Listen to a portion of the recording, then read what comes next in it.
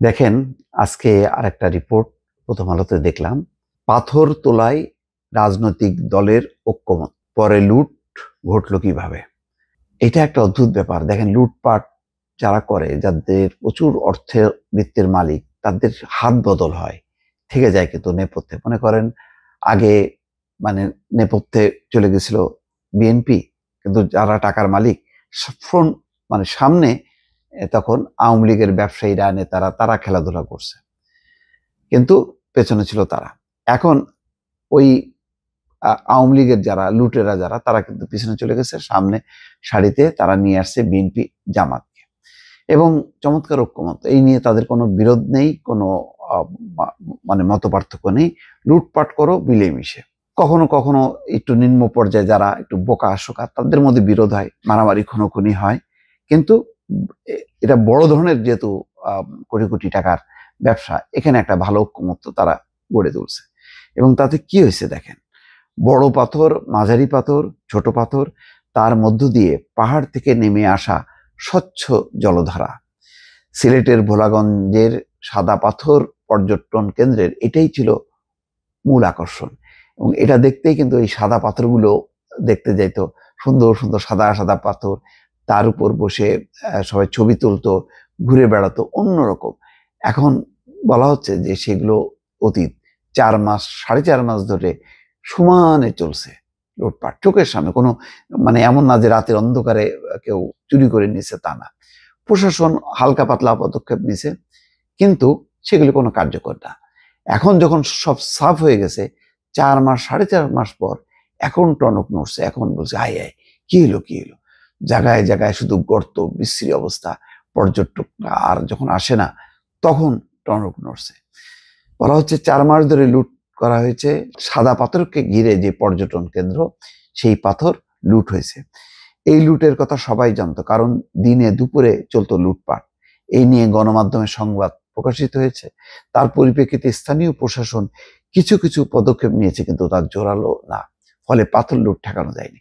এখন সিলেট প্রশাসন খুব মহাব্যস্ত। তারা কঠিন নিছে। তারপরে সারা রাত ধরে এই ট্রাকের পর ট্রাক, যে সেই সাদা পাথর খুঁজে বের করে এনে এখন রাখছে। সেই আগের অবস্থা কি ফিরে আসবে? কখনো কখনো ফিরে আসবে না। এটা এখন একটা আই ওয়াশ চলতেছে, সান্ত্বনা। সরেজমিনে গত মঙ্গলবার দেখা গেছে, সাদা পাথর পর্যটন কেন্দ্রে যেখানে বড় বড় পাথর ছিল, সেখানে এখন গর্ত। সব জায়গায় পাথর তুলে নেওয়ার চিহ্ন। প্রায় 80% পাথর লুট করা হয়েছে। ফলে সৌন্দর্য হারিয়ে গেছে, কমেছে পর্যটকের সংখ্যা।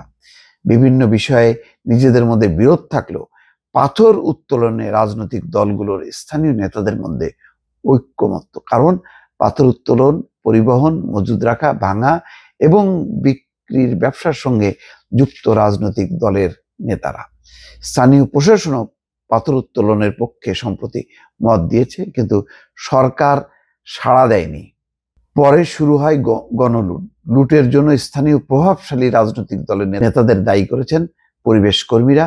প্রথম আলোর অনুসন্ধানে তাদের নাম এসছে, কেউ কেউ আত্মগোপনে চলে গেছেন। এখন দেখেন, ওই পরিবেশ সংগঠন ধারিত্রী রক্ষায় সিলেটের সদস্য সচিব আব্দুল করিম বলছেন যে পাথর লুট ঠেকাতে প্রশাসন ব্যর্থ হয়েছে। এর সঙ্গে প্রকাশ্যে এবং গোপনে জড়িত রাজনৈতিক দলের প্রভাবশালী নেতারা। তিনি বলেন, জামাত, বিএনপি সহ বিভিন্ন রাজনৈতিক দলের নেতারা যেভাবে সভা সমাবেশে কুয়ারি চালুর পক্ষে বক্তব্য দিয়েছেন, তা দুঃখজনক। পাথর লুটের দায় এসব নেতা কোনোভাবে এড়াতে পারেন না। তাহলে বুঝতে পারছেন দর্শক, এই যে এত বড় একটা রাজনৈতিক পরিবর্তন হলো, চেতনার কিন্তু পরিবর্তন হয়নি, রাজনৈতিক সংস্কৃতির পরিবর্তন হয়নি। সেই জন্য দেখেন যে সেই লুটপাট, সেই ভয়ঙ্কর পরিস্থিতি এখনো আছে। একটা দেশে একজন, আজকে দেখছিলাম যে শ্রীলঙ্কায় পট পরিবর্তন হয়েছে, লুটপাট পরিবর্তন হয়েছে। আমাদের এখানে রাজনৈতিক পট পরিবর্তন হয়েছে, নেতারা পালায় চলে গেছে, কিন্তু লুটপাট বন্ধ হয়নি। ওই একটা জায়গায় কিন্তু রয়ে গেছে। তাহলে এটা থাকার কারণে কিন্তু এই রাজনৈতিক পট পরিবর্তন এখন মানুষের কাছে ফিকে হয়ে যাচ্ছে, খুব গুরুত্ব পাচ্ছে না। এটা হলো বাস্তব। ভালো থাকবেন। আল্লাহ হাফেজ।